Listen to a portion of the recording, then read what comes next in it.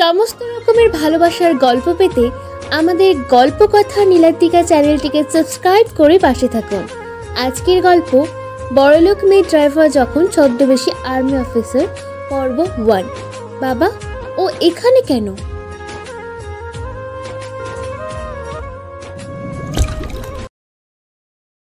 বর্তমান শহরে অনেক ক্রিমিনাল বেড়ে গেছে, ধর্ষক বেড়ে গেছে।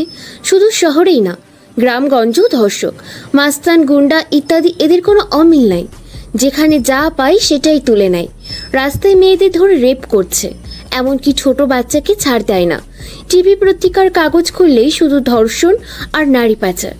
একই সংবাদ লিখে লিখে সাংবাদিকরাও হাঁপিয়ে গেছে, আর সাথে আমরা পড়তে বা দেখতে দেখতে হাঁপিয়ে গেছি। কিন্তু কেউ এর বিরুদ্ধে দাঁড়ায় না, সবাই হাঁ করে চেয়ে আছে। কবে এসব বন্ধ হবে? কবে সমাজটা নিরাপদ হবে? রাস্তাঘাটে মেয়েরা চলাফেরা করে শান্তি পাবে? কবে হবে এসব? সবার মনে শুধু একই প্রশ্ন। কিন্তু কখনো কেউ সমাজকে ঠিক করার কথা ভাবেনি। যারা ভেবেছে তারা সাপোর্ট না পাওয়ার কারণে আবার মুখ থুবড়ে পড়ে যায়, অথবা দুনিয়া ছেড়ে চলে যায়। তাই সমাজ আগের মতোই আছে। নারী পাচার, নারী ধর্ষণ, এসব কিছু এখন সবার সামনে হয়, কিন্তু বাধা দেওয়ার মতো কেউ থাকে না। ঠিক এমন সময় মামুন চৌধুরীর একমাত্র মেয়ে মণি গাড়ি নিয়ে শপিং করতে যাচ্ছিল। গাড়ি নিয়ে চলেও আসলো, তারপর গাড়ি পার্কিং করে নামলো। পরানি শর্ট ড্রেস, বুকে ওড়না নাই, হাঁটুর নিচে সব দেখা যায়। পিছে মনে হয় ফুটবল খেলার মাঠ। এমন অবস্থা দেখলে যে কোনো পুরুষের মাথা খারাপ। তাহলে ধর্ষণ হবে না কেন? মণি এরকম সিনেমার নায়িকার মতো আঁকা বাঁকা পথে হাঁটছিল। এটা দেখে হয়ে গেল পুরুষদের মাথা খারাপ। কিডন্যাপ করার প্ল্যান করে নিল। চারিদিক থেকে এসে মণিকে ঘিরে ধরল। মণি যেদিকে যায় সেদিকে রাস্তা বন্ধ। বেশ কয়েকটা মাস্তান এসে মণিকে চারিদিক থেকে ঘিরে ধরেছে। মণি আর যাওয়ার রাস্তা পেল না। পিছন থেকে এক লোক এসে মণির মুখ চেপে ধরল। তাদের গাড়িতে ওঠাবে এমন সময় মণি হাতাহাতি করতে করতে একটু ছাড়া পেল। সঙ্গে সঙ্গে বাঁচাও বাঁচাও করে চিৎকার করতে লাগলো। শহরের সবাই এসে দাঁড়ালো, অথচ কেউ মণির কাছে আসার সাহস পেল না। সবাই দূরে দাঁড়িয়ে দেখতে লাগলো, আর মণি নিজেকে বাঁচানোর হাজার চেষ্টা করতে লাগলো। আর মাস্তানরাও তাকে ধরে ইজ্জত নষ্ট করতে চাইলো। মণি গলা ফাটিয়ে চিৎকার করেই যাচ্ছে। মণির এমন চিৎকার বাতাসে প্রতিধ্বনিত হয়ে রকি নামের এক ছেলের কানে পৌঁছালো। রকি কানে হেডফোন লাগিয়েছিল, তাই স্পষ্ট শুনতে পেল না। তাই কান থেকে হেডফোন সরিয়ে ভালো করে আওয়াজ শোনার চেষ্টা করলো। পরে বুঝতে পারলো যে সত্যি শুনেছে, কেউ বাঁচাও বাঁচাও করে চিৎকার করছে। রকি বুঝতে পারলো চিৎকারটা আসে পাশ থেকেই আসছে। এই জন্য রকি হাঁটার স্পিড বাড়ালো, জোরে জোরে পা চালাতে লাগলো। হাঁটতে হাঁটতে সামনে এসে দেখে চারিদিকে মানুষ ঘিরে আছে, আর মাঝখানে একটা মেয়ের ইজ্জত নিয়ে টানাটানি করছে। সবাই চুপ থাকলেও রকি চুপ থাকার ছেলে নয়। কাঁধে ব্যাগ রেখেই তাদের দিল একে একে লাথি। রকির লাথি খেয়ে তারা সবাই একটু দূরে গিয়ে পড়লো, আর মণি ছাড়া পেল। মণি তাড়াহুড়ো করে দাঁড়ালো। মণির বুকের ওড়না নাই, সেই জন্য রকি তার ব্যাগ রেখে গায়ের শার্ট খুলে মণিকে দিয়ে আবার ব্যাগ কাঁধে নিল। এদিকে ওই মাস্তানেরা রেগে আগুন। তাদের কাছে বাধা দেওয়ার মতো সাহস কার হলো? কেই তাদের বাধা দিল? লাথি মারলো। সবাই উঠে দাঁড়িয়ে দেখে মণির পাশেই এক তরুণ যুবক দাঁড়িয়ে আছে। বডি টডি একদম ফিটফাট, হিরো স্টাইলে দাঁড়িয়ে আছে। এটা দেখে তাদের চোখ কপাল উঠে গেল। তাদের একজনকে পাঠালো রকির লাশ ফেলার জন্য। রকিও কমা ছেলে না, সে কিছুটা হলেও মারপিট জানে, আর তাই সিনেমার হিরোদের মতো গুন্ডাদের সাথে মারপিট করতে লাগলো। মণি একটু দূরেই দাঁড়িয়ে তাদের মারপিট দেখছে। রকি গুন্ডাদের আচ্ছা মতো ক্যালানি দিল। এমন সময় মণির সিকিউরিটি গার্ডরা এসে পড়লো। এতক্ষণ ধরে মার খেলো, আবার এখন সিকিউরিটি গার্ড এসে গেছে, হয়তো আবার মার খেতে হবে। এটা ভেবে সবকটা গুন্ডা দিল দৌড়। রকি এবার হাত পা ছেড়ে ছুড়ে গার্ডদের কাছে আসলো। কি ভাই, আপনারা কি ওনার গার্ড? তারা সবাই মাথা নাড়িয়ে হ্যাঁ সূচক উত্তর দিল। তাহলে কি আপনারা এতক্ষণ সিনেমা দেখছিলেন? আপনি ওদের বকবেন না, আমি ওদের সাথে করে আনিনি। ও, তার মানে আপনার নোবেলটা দেওয়া উচিত। কিসের নোবেল? এই যে বলিউড অভিনেত্রীর মতো পোশাক পরে সমাজটাকে নষ্ট করার জন্য। কি বলছেন কি এসব? কুল কুল, আপনি নিশ্চয়ই বাঙালি। একজন বাঙালি হয়ে তার উপর আবার মুসলমান হয়ে এসব ছোট বাচ্চাদের পোশাক পরতে আপনার লজ্জা করে না? What do you mean? এটা ছোট বাচ্চার পোশাক নয়, এটা মডার্ন ড্রেস। নিখুঁজি করে আপনার মডার্ন ড্রেসের, যে ড্রেস নারীর সতীত্ব রক্ষা করতে পারে না সেটা নাকি মডার্ন ড্রেস। What rubbish! আমি রাবিশ নই, আপনি নিজেই নিচের দিকে তাকান তো। বাচ্চারা ছোটোবেলায় যেটা পরতো সেটা, আর উপরে তো জঙ্গলির মতো পোশাক। এইটুকু পোশাক পরার চেয়ে না পরাই ভালো, না মানে বাড়তি খরচ না করেই ভালো না? আপনি জানেন আমার বাবা কত বড় লোক? দেখি বোঝা যাচ্ছে টাকা নেই বলে পোশাক কিনতে পারে না। হ্যাঁ, আমায় বললেন, আমি কিনে দেব। You shut up! ম্যাডাম এত ইংরেজি জানে না, গালি দিলেও মনে করবো আদর করছেন। উফ, আপনি আজ আমার উপকার করেছেন বলে এতক্ষণ এইভাবে দাঁড়িয়ে আছেন। আরে আরে রে, আমি শুধু কথা বলাতেই আমার 12টা বেজে দিত। তাহলে ওরা যে আপনার অ্যাকাউন্ট লোড করতে লেগেছিল, কই ওদের তো কিচ্ছু হলো না? ওদের আমার বাবা দেখে নেবে। ইস যা, ওদের একটা পিক তুলতে ভুলে গেছে। কেন? আপনি তো বললেন আপনার বাবা দেখবে, তাহলে পিক না তুললে কি করে দেখবে? ইউ! মনির রাগে হাত পা আঁচড়াতে লাগলো, আর রকি 32টা দাঁত বের করে দেশ স্বাধীন করার এক হাসি দিল। মনি তো আরো আগুন, যেন রকি আগুনে কেরোসিন দিচ্ছে। এমন সময় আরেকটা গাড়ি এসে থামলো, আর সেখান থেকে নেমে আসলো মনির বাবা মামুন চৌধুরী। এতক্ষণ এলাকার সবাই পাবলিক হয়ে মনি আর রকি ঝগড়া দেখছিল, কিন্তু এখন সবাই যার যার কাজে চলে গেল। মামুন চৌধুরী গাড়ি থেকে নেমে আসলো, রকি তার দিকে তাকিয়ে থাকলো। একবার মনির দিকে তাকায়, আবার মামুন চৌধুরীর দিকে তাকায়। বাবা তুমি কে?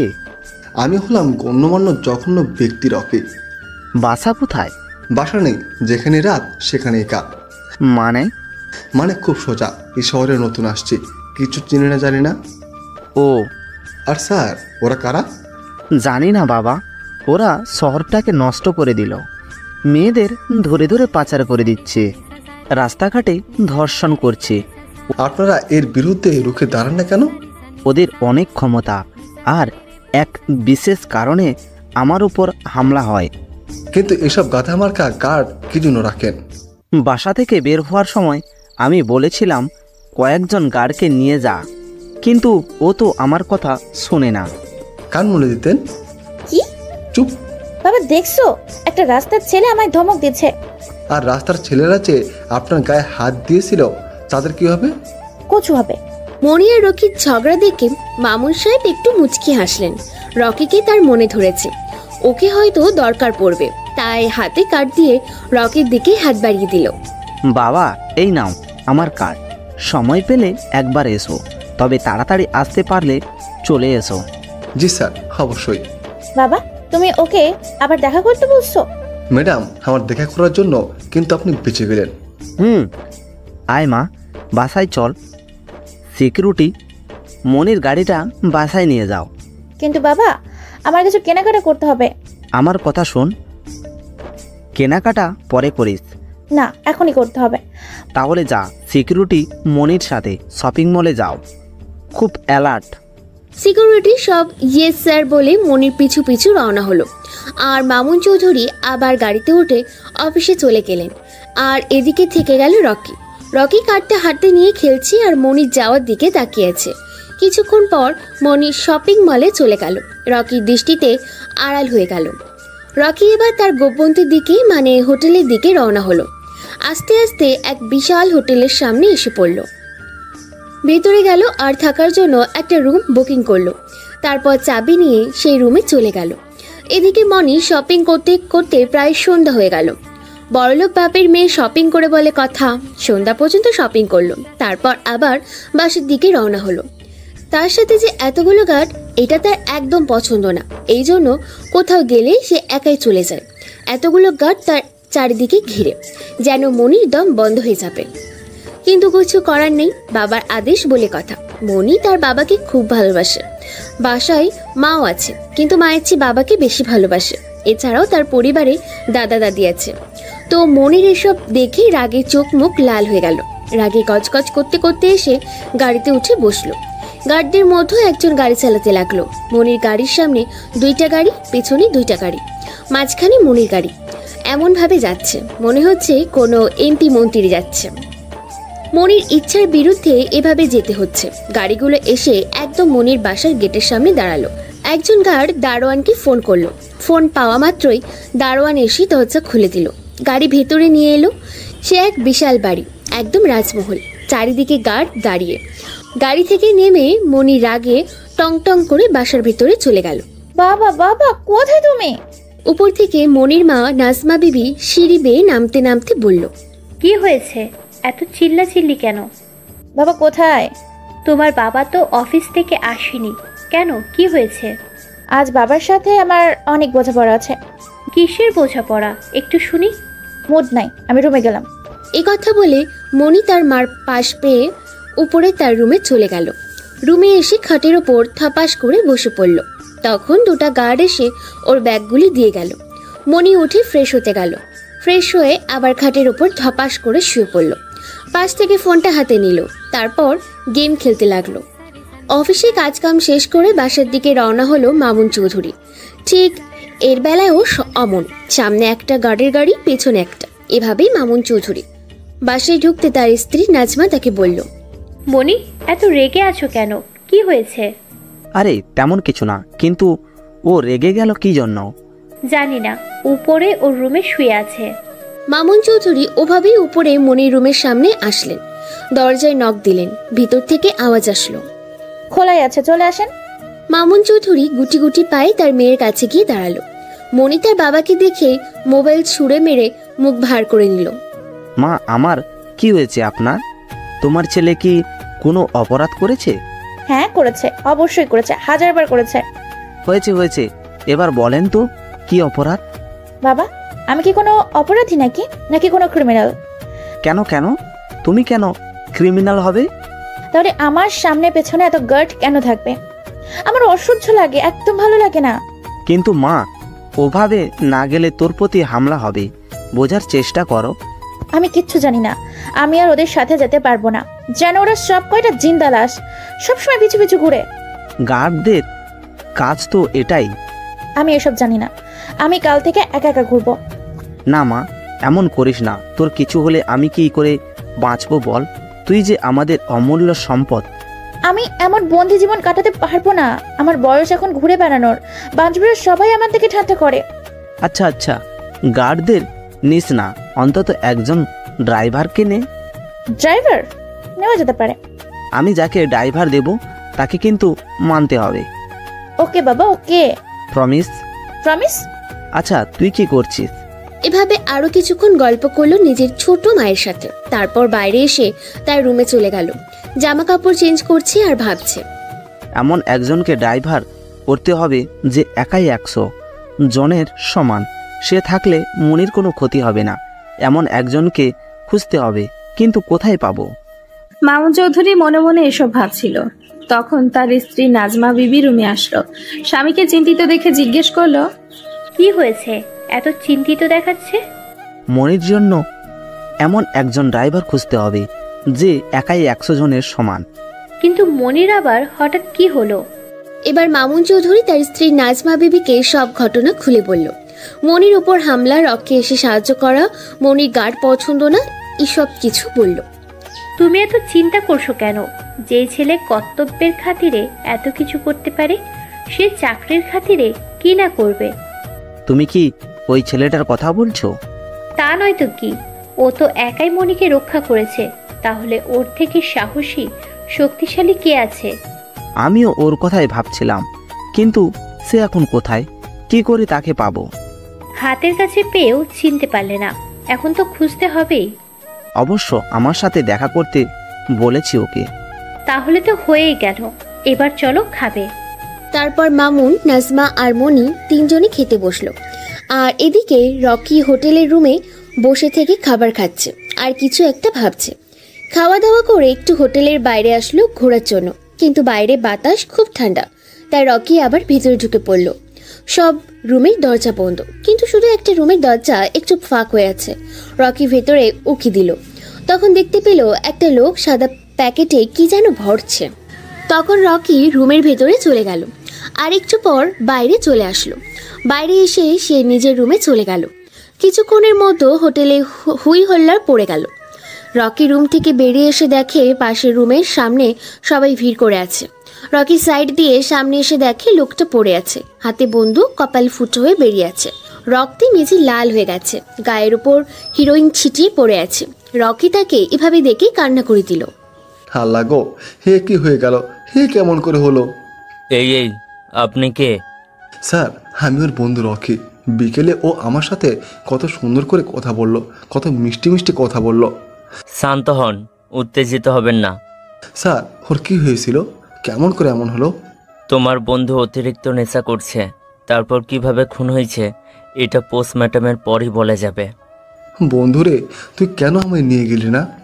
দেখো রকি, আমি তোমার কষ্ট বুঝতে পারছি, কিন্তু এটাই এখন মানতে হবে। স্যার, জলিল আমার খুব ভালো বন্ধু ছিল। এখন এটা বলো, তোমার বন্ধু কি নেশা করতো? হ্যাঁ স্যার, তার প্রেমিকা তাকে ছেড়ে যাবার পর থেকে সে নেশা করে। মাঝে মাঝে করতো নাকি সব সময়? প্রায় সব সময়। আর যখন সে নেশা করত তখন সে মেয়েকে না পেলে সে কি করতো নিজেও জানতো না। তুমিও কি করতে? না স্যার, আমাদের বন্ধুদের মধ্যে শুধু দুজন নেশা করে। ওর অ্যাড্রেস দাও। স্যার, নেশা করার জন্য সে বাসায় থাকে না, হোটেলে হোটেলে থাকে। তার ফটো দাও। এই নেন, ওর নাম জসিম। পুলিশ রকির কাছ থেকে তার ফটো নিল। তারপর রকি মুচকি এসে তার রুমের দিকে যেতে লাগলো। পুলিশ রকির হাসির মানে খুঁজে পেল না। রকি তার রুমে এসে ব্যাগ সাজিয়ে সেই হোটেল থেকে বেরিয়ে পড়ল। পুলিশ জলিলের লাশ পোস্টমর্টম করলো আর তদন্ত করে জানতে পারলো অতিরিক্ত নেশা করার ফলে নিজেই নিজেকে খুন করেছে। এরপর আর জালিল খুনের কেস সামনে বাড়ল না। পুলিশ জালিলের লাশটা কাফন দাফন করার ব্যবস্থা করলো আর জসিমকে খুঁজতে লাগলো। অনেক খুঁজে নিয়ে জানতে পারলো জসিম সত্যি নেশা করে। পুলিশ তাকে খোঁজার অনেক চেষ্টা করলো। আর যখন জসিম জানতে পারলো তাকে পুলিশ খুঁজছে, তখন আরও পালিয়ে থাকতে লাগলো। পুলিশ তাকে বাঁচানোর জন্য খুঁজছে আর সে ভাবছে তাকে অ্যারেস্ট করবে, সেজন্য সে ইচ্ছা মতো পালিয়ে বেড়াচ্ছে। এদিকে রকি এক হোটেল থেকে আরেক হোটেলে শিফট হলো। হঠাৎ করে তার মনে পড়ল কেউ তাকে দেখা করতে বলছিল। পকেটে হাত দিয়ে দেখে কার্ডটা এখনো আছে, তো সেটা দেখে সেই ঠিকানা অনুযায়ী অফিসে চলে এলো। অফিসের সামনে এসে দেখে এক বিশাল অফিস। ঢুকতে যাবে এমন সময় একজন দারোয়ান এসে রকিকে আটকালো আর বলল, কি চাই? তখন রকি বলল, আমি আপনার বস ডেকেছে। দারোয়ান রকিকে দাঁড়াতে বলে সে মামুন সাহেবের কাছে ফোন দিল। মামুন চৌধুরী বলল সে লোক পাঠাচ্ছে। দারোয়ান ফোনটা রেখে রকিকে ওয়েট করতে বলল। রকি দাঁড়িয়ে থাকলো। কিছুক্ষণের মধ্যে একটা লোক আসলো আর রকিকে নিয়ে অফিসের ভেতরে যেতে লাগলো। রকি অফিসের চারিদিকে তাকিয়ে দেখতে লাগলো। অফিসটা বেশ বড়ই, অনেক শ্রমিক এখানে কাজ করছে, যে যার কাজে বিজি। লোকটা রকিকে নিয়ে মামুন চৌধুরীর রুমে ঢুকলো। রকিকে রেখে লোকটা চলে গেল। রকি মামুন চৌধুরীকে সালাম দিল। সালামের উত্তর দিয়ে রকিকে বলল, আরে রকি, বসো না, দাঁড়িয়ে আছো কেন? জি ধন্যবাদ। তারপর বলো, এখন কি করছো? তেমন কিছু না, তবে কিছু করার চেষ্টায় আছি। ও, তা লেখাপড়া কত দূর কি? 1 to 5 পাস। মানে বুঝলাম না। আসলে ক্লাস 5-এ 3বার পরীক্ষা দিয়েছি আর 3বারে আলহামদুলিল্লাহ চক্কা, তাই লেখাপড়া থেকে ছুটি পেয়েছি। ও, গাড়ি চালাতে কি পারো? জি পারি তো। আমি একটা চাকরি দিলে কি করবা? অবশ্যই করবো আঙ্কেল। রান্না করা, বাসন মাজা, ঝাড় দেয়া সব পারি।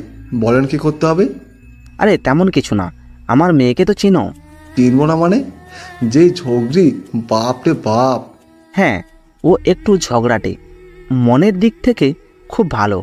একবার কাউকে আপন করলে তাকে কখনো কষ্ট পেতে দেয় না। ও হ্যাঁ, ওর বডিগার্ড হতে হবে তোমায়।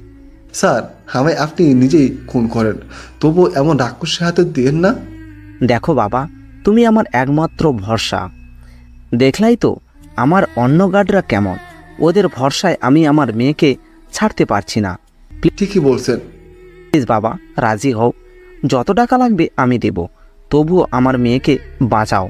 কিন্তু স্যার। প্লিজ বাবা, আমি জানি তুমি আমার মেয়েকে ঠিক রক্ষা করতে পারবে। এতই করে যখন বলছেন তাহলে রাজি হলাম, কিন্তু আপনার ঝগড়ি মেয়ে কি রাজি হবে? ওকে আমি রাজি করাবো। আচ্ছা, তাহলে সমস্যা নেই। মামুন চৌধুরী রকিকে এত অনুরোধ করে বলাতে রকি রাজি না হয়ে পারল না। রাজি হয়ে গেল। তারপর মামুন চৌধুরী রকিকে নিয়ে অফিস থেকে বাসার দিকে বের হলো আর তার পিএকে বলল সে এক্ষুনি আসছে। রকিকে নিয়ে মামুন চৌধুরী বাসায় চলে আসলো। বাসায় এসে দেখে মনি বাসায় আছে, কোথাও যায়নি। এটা শুনে মামুন চৌধুরী একটা স্বস্তির নিঃশ্বাস নিল। মামুন চৌধুরী জোরে জোরে মনিকে ডাকতে লাগলো। মণি ঘরে শুয়ে থেকে বই পড়ছিল। হঠাৎ এই অসময় তার বাবার ডাক শুনে সে খুব অবাক হলো। রুম থেকে বেরিয়ে আসতে লাগলো, সিঁড়ি বেয়ে নিচে নামলো। চোখ তুলে দেখতেই তো মণি অবাক হয়ে গেল, রাগে কণ্ঠে চিল্লিয়ে বলতে লাগলো, এই বাদর, এই তুই কেন আমার বাসায়? কি? আমি আপনি বাদর বললেন? ওকে, তাহলে আপনি বাদর নিন। তুই আমার বাসায় কি করছিস? শোনেন ম্যাডাম, আমি আপনার বাসায় আসিনি, আমি নিয়ে আসা হয়েছে। বাবা, তুমি তুমি কেন এই বাদরটাকে বাসায় আনলে? আমার কথাটা আগে শোনো। না, আগে কি বের করো। মা আমার এমন করে না, শোন আমার কথা। কি? তুই আমায় প্রমিস করেছিলি আমি যাকে তোর ড্রাইভার বানাবো তাকে তুই মেনে নিবি। হ্যাঁ, করেছিলাম। এখন থেকে রকি তোর ড্রাইভার, বডিগার্ড, বন্ধু সব। ইম্পসিবল।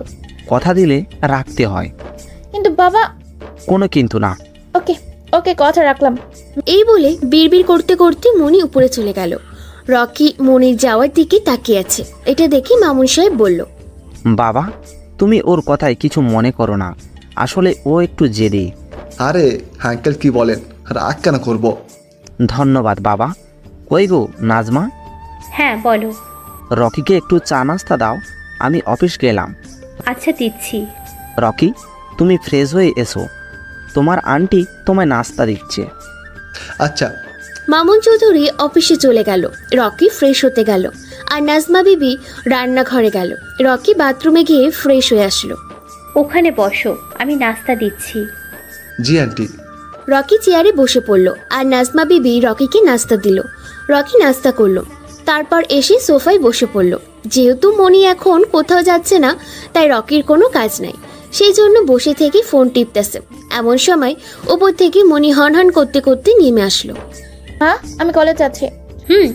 কিন্তু রকিকে সাথে করে নিয়ে যা। আমি পারবো না। পাগলামি করিস না। ওকে ওকে, পাঠাও। এ কথা শুনে রকি হা করে তাকিয়ে আছে। রান্নাঘর থেকে নাজমা বিবি রকিকে ইশারায় যেতে বলল। রকি সোফা থেকে উঠে দৌড়ে গিয়ে গাড়ির দরজা খুলে দিল। মণি সোজা গিয়ে গাড়িতে উঠে বসলো আর রকি গিয়ে গাড়ি স্টার্ট দিল। গাড়ি নিজ গতিতে চলতে লাগলো। কই যাবেন ম্যাডাম? জাহান্নামে। রাস্তা বলেন। উফ, তুই কি কানা? কতবার বললাম কলেজ যাবো? ওটা তো বাসায় বলেছেন, হ্যাঁ এখন তো বলেননি। তোকে আলাদা করে বলতে হবে কেন? হ্যাঁ, যেহেতু আমি আপনার বডিগার্ড, ড্রাইভার, আবার বন্ধু। কোচো তুই আমার? আমি দেখতে কি কচুর মতো মনে হয়? না, তুই একদম শাহরুখ খান, চত্বর সব। আজ প্রথম কেউ আমার এত প্রশংসা করলো। তাহলে নাচ গিয়ে। আচ্ছা, তাহলে আপনি একটু ওয়েট করেন, আমি নিচে যাই। ইডিয়েট, গাড়ি থামাবি না, নয়তো বাবার কাছে ফোন করব। আপনি তো নাচতে বললেন। তোকে আমি বাপ রে, রেগে ভূত।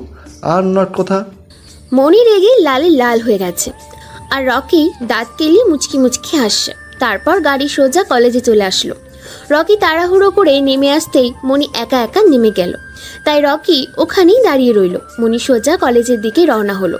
কলেজে অনেক ছাত্রছাত্রী, বেশ বড় আর নামকরা একটা কলেজ। এই কলেজে পড়তে পারলে গরিব ছাত্রছাত্রী নিজেকে গর্বিত মনে করবে। রকি গাড়ির পাশে হেলান দিয়ে দাঁড়িয়ে মণির দিকে নজর দিল আর মণি এসে তার বান্ধবীদের সাথে আলাপ করতে লাগলো। কি রে, লুকিয়ে লুকিয়ে প্রেম করছিস অথচ আমাদের বললিও না? আমি কবে প্রেম করলাম? বিএফ এর সাথে কলেজে আসছিস? তোদের কি চোখ গেছে নাকি আছে? ও আমার ড্রাইভার, একজন সামান্য ড্রাইভারকে আমার বিয়ে বানাচ্ছিস? বলিস কি রে, তার মানে ও তোর বিএফ নয়? না। তার মানে আমার হয়ে গেছে। কি হ্যান্ডসাম, রোমান্টিক রোমান্টিক মোড, কালো ড্রেসে একদম হিরোদের মতো লাগছে। চুপ কর অসভ্য মেয়ে, একজন ড্রাইভারের উপর তোর ক্রাশ খাচ্ছিস? ছি। ড্রাইভার হলে কি হবে, একদম ঝাক্কাস চেহারা। মাথা, চল ক্লাসে যাব। মণি আর তার বান্ধবীরা ক্লাসে চলে গেল আর রকি ওভাবেই দাঁড়িয়ে রইল। অনেকক্ষণ পর মণি ক্লাস থেকে বের হলো। রকি মণির দিকে দৃষ্টি করে আছে। ও জানে ওর ওপর যে কোনো সময় অ্যাটাক হতে পারে। এর একটা আলাদা কারণ আছে। তো এভাবেই মণি একের পর এক সমস্ত ক্লাস শেষ করলো আর তার বান্ধবী রিমা শুধু রকিকে দেখা নিয়ে ব্যস্ত। বিষয়টা রকি খেয়াল না করলেও মণি কিন্তু বারবার খেয়াল করেছে। মনির কিছুটা বিরক্তিকর লাগলেও তা প্রকাশ করল না, শুধু দেখছে আর লুচির মতো ফুলছে। সব কটা ক্লাস শেষ করে মনি সহ তার বান্ধবীরা রকির কাছে এলো। হাই। হ্যালো। কেমন আছেন আপনি? আলহামদুলিল্লাহ ভালো। আপনি? আমিও আলহামদুলিল্লাহ। আমি বাসায় যাব। ওকে ম্যাডাম, ওঠেন। মনি চল না, আজ একটু ঘুরে আসি। আজ ম্যাডাম বাসে যাবে? আজকে নয় রে, কালকে। আচ্ছা। তারপর রকি গাড়িতে উঠে বসলো।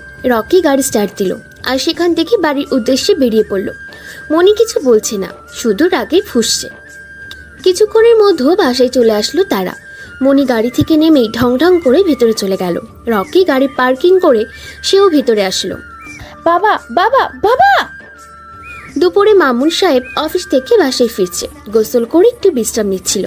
রান্না হতে দেরি হবে তাই। তার মধ্যে মনির এমন চিৎকার শুনে লাফিয়ে নিচে চলে আসলো। বাবা! এই তো আমি হাজির। তারপর বল মা, রকিকে তোর কেমন লাগলো? কচু লেগেছে। কি হয়েছে মা, এত রেগে আছো কেন? ও আমার ড্রাইভার, তো ড্রাইভারের পোশাক কেন নেই? আজ নতুন, সেই জন্য ভুল হয়েছে। ওকে বলে দাও এরপর যেন ভুল না হয়। ওকে কি তোর পছন্দ হয়েছে?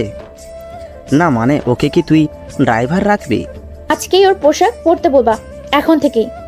মনি এই কথাটা বলে সিঁড়ি বেয়ে উপরে চলে যেতে লাগলো। মামুন জোরে এক নিঃশ্বাস ছেড়ে বলল, যাক, অন্তত পছন্দ তো হয়েছে। আর বলে দিও ও যেন চুলের কোনো স্টাইল না করে, ড্রাইভারের মধ্যে থাকে যেন। ওকে, তাই থাকবে। মনে থাকে যেন। মনি তার রুমে চলে গেল। মামুন হাঁপ ছেড়ে পেছনে রকির দিকে ঘুরল। উফ! তা বাবা রকি, বলো তো কি হয়েছে? মনি এত রেগে কেন? জানি না আঙ্কেল, আমি ওকে নিয়ে গেছি, আবার নিয়ে আসছি। ওই মেয়ের এক এক সময় এক এক তাল ওঠে। চলো আমরা বাগানের দিকে যাই। চলেন। তারপর রকি আর মামুন চৌধুরী হাঁটতে হাঁটতে বাসার পেছনে বাগানে আসলেন। আর মামুন চৌধুরী রকির উদ্দেশ্যে বলল, দেখো রকি, আমার এখন চারিদিকে শত্রু ঘেরা। এমনিতেই আমার অফিসিয়ালি দিক দিয়ে অনেক শত্রু, তার মধ্যে আমি আরও একটা কাজ করছি, সেটার জন্য আরও শত্রু। কি কাজ আঙ্কেল? তুমি তো শহরে নতুন, তাই হয়তো সব কিছু এখনও জানো না। শহরের দিনকে দিন নারী কমতে যাচ্ছে, কারণ তারা নারীকে পাচার করছে, কেউ ধর্ষণ করছে। হ্যাঁ আঙ্কেল, একটা দিনে আমি এটুকু বুঝতে পারছি। হ্যাঁ, তো এখানকার পুলিশ সব তাদের হাতে। কেউ পুলিশের কাছে বিচার নিয়ে গেলে তাকে ওই গুন্ডাদের হাতে তুলে দেয়।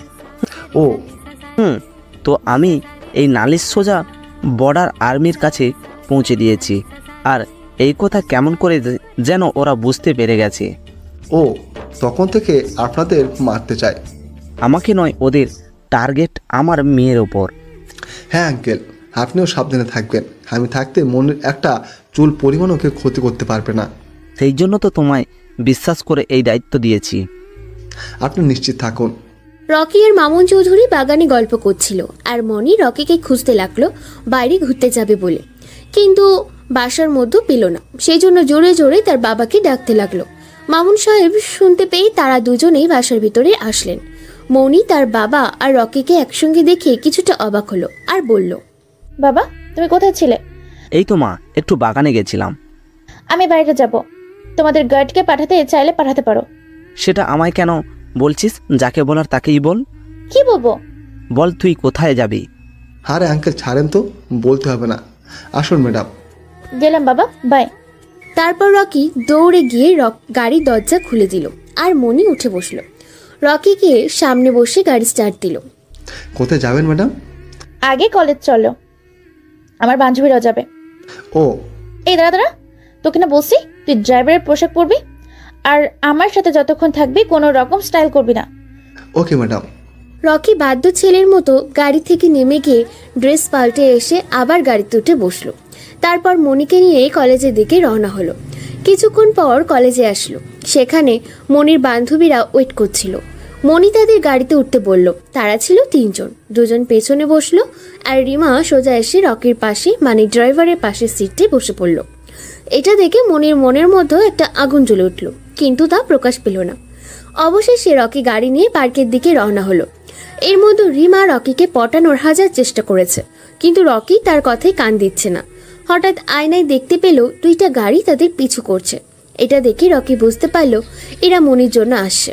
রকি মনির দিকে ঘুরে তাকিয়ে দেখে গাড়ির স্পিড 3 গুণ বাড়িয়ে দিল। রিমা ইচ্ছা করে ভয় পাওয়ার অভিনয় করে রকির হাত ধরে নিল, আর মনি তো রকি 14 গোষ্ঠী উদ্ধার করে দিচ্ছে। রকি তাদের কোনো কথাই কান না দিয়ে সে গাড়ি চালাচ্ছে আর পেছনে দেখছে। যেতে যেতে অনেক দূর চলে আসলো, গাড়ি একদম ফুল স্পিডে আছে। এদিকে মনি তো রেগে আগুন। রকি ফোন বের করে মনির আরও গার্ডদের ফোন করলো। রকি ফোন করা মাত্রই গার্ডরা বেরিয়ে পড়লো আর কিছুক্ষণের মধ্যেও তাদের পিছু করলো। রকির গাড়ির পেছনে গুন্ডাদের গাড়ি, আর গুন্ডাদের পেছনে রকির লোকের গাড়ি। গুন্ডারা ভয় পেয়ে অন্য রাস্তা ধরে চলে গেল, সাথে রকির লোকেরাও চলে গেল। এদিকে মনি তো ইচ্ছা মতো গালাগাল করছে। মনির গালির ঠেলায় রকি রাস্তার পাশে গাড়ি দাঁড় করালো। মনি গাড়ি থেকে নেমে এসেই ঠাস করে একটা থাপ্পড় বসিয়ে দিল রকির গালে।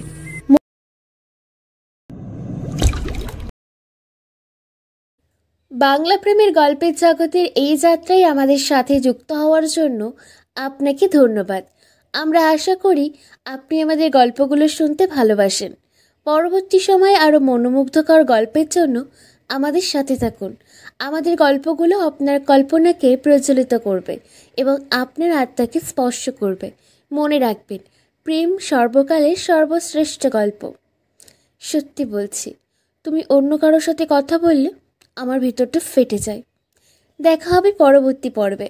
ততক্ষণ সবাই সুস্থ থাকবেন, ভালো থাকবেন। আল্লাহ হাফেজ।